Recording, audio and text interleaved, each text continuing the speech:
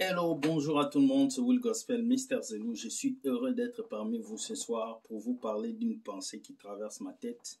D'abord, je vais dire qu'il y a des personnes mal intentionnées qui ont créé un mauvais compte Will Gospel pour essayer de demander de l'argent aux gens. Je ne demande aucune somme d'argent aux gens. Je suis situé au Canada. Toutes les personnes qui vous disent d'envoyer de l'argent au Nigeria, ce sont des menteurs. Ne les répondez pas. J'ai bloqué plusieurs de ces faux comptes. Donc, Will Gospel Ministry ne demande pas l'argent, ni pour la chaîne, ni pour aider les gens, ni pour faire quelque chose. Nous ne demandons pas d'argent. Tout compte Will Gospel qui essaie de vous demander de l'argent, c'est de l'arnaque, ce sont des escrocs. Ne les écoutez pas et supprimez en même temps le compte. Voilà. La deuxième chose aujourd'hui, il y a une personne qui m'a posé la question. Frère William, qu'est-ce que c'est qu'une bénédiction? Beaucoup de personnes pensent que être béni, c'est avoir de voitures. Être béni, c'est avoir de maisons. Être béni, c'est avoir beaucoup d'argent. La bénédiction n'est pas seulement ce que tu possèdes matériellement. La bénédiction n'est pas seulement ce que tu possèdes physiquement. La bénédiction d'abord pour Dieu, c'est tout ce qui est spirituel. La Bible dit que Dieu vous bénit au-delà de toutes les bénédictions qui sont sur la terre. Et la Bible dit, cherchez premièrement le royaume des cieux et toutes choses vous seront données par-dessus tout. C'est que la bénédiction que Dieu veut d'abord, c'est une bénédiction spirituelle. Et la première bénédiction de l'homme, c'est d'avoir Jésus dans son cœur. C'est d'avoir la paix dans son cœur. Bill Gates est riche, mais il n'est pas béni. Warren Buffett est riche, mais il n'est pas béni.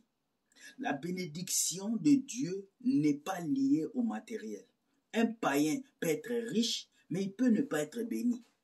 Un païen peut être prospère, mais il peut ne pas être béni.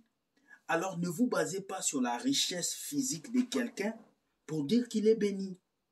Oui, la bénédiction peut être liée au matériel, mais la bénédiction n'est pas typiquement matérialisée. La bénédiction est d'abord spirituelle. La pauvreté comme la richesse sont des choses spirituelles. Lorsque la Bible dit « Heureux le pauvre, car ils hériteront le royaume des cieux », Dieu ne parle pas des gens qui demandent de l'argent dans la rue.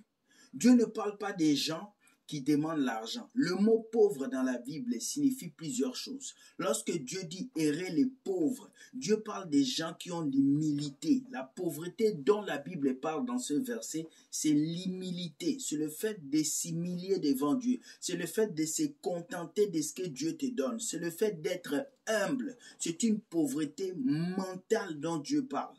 Alors, Dieu n'est pas venu sur la terre pour dire qu'il va vous bénir et faire de vous des milliardaires. Non, Jésus est venu donner le salut. Maintenant, tout ce qui vient après le salut ne sont que des compléments. Voilà pourquoi la bénédiction pour Dieu d'abord, elle est spirituelle. C'est la paix du cœur, c'est la joie, c'est l'amour, c'est le partage. C'est même si tu manques d'argent, tu es heureux. C'est ça la bénédiction que Dieu veut vous donner. Voilà pourquoi il avait dit à cette femme, si tu bois de mon eau, tu n'auras plus jamais soif. Tu ne peux pas boire de l'eau de Dieu et avoir encore soif. Qu'est-ce que Dieu va te donner? Ce n'est pas des billets, ce n'est pas des voitures. Ce que Dieu va te donner, c'est la paix du cœur. Lorsque tu es dans le Seigneur, même si tu manques d'argent, même si tu n'as pas de loyer, tu as une paix intérieure que l'argent ne peut donner. Tu as une paix intérieure que la voiture ne peut donner. Tu as une paix intérieure que tout ne peut donner. Donc, quand quelqu'un te dit « sois béni », ne pense pas en même temps au mariage. Ne pense pas en même temps aux richesses. Quand quelqu'un te dit « sois béni », pense aussi à ta paix du cœur. Pense aussi à la confiance. Pense aussi à la paix que Dieu te comble. Désolé parce que beaucoup de chrétiens aujourd'hui, lorsqu'on parle de bénédiction, la seule chose qu'ils voient, c'est des immeubles, c'est des voitures, c'est des maisons. Mais tout ceci est fausse, car la première bénédiction que vous devez avoir dans vos vies, c'est Jésus-Christ.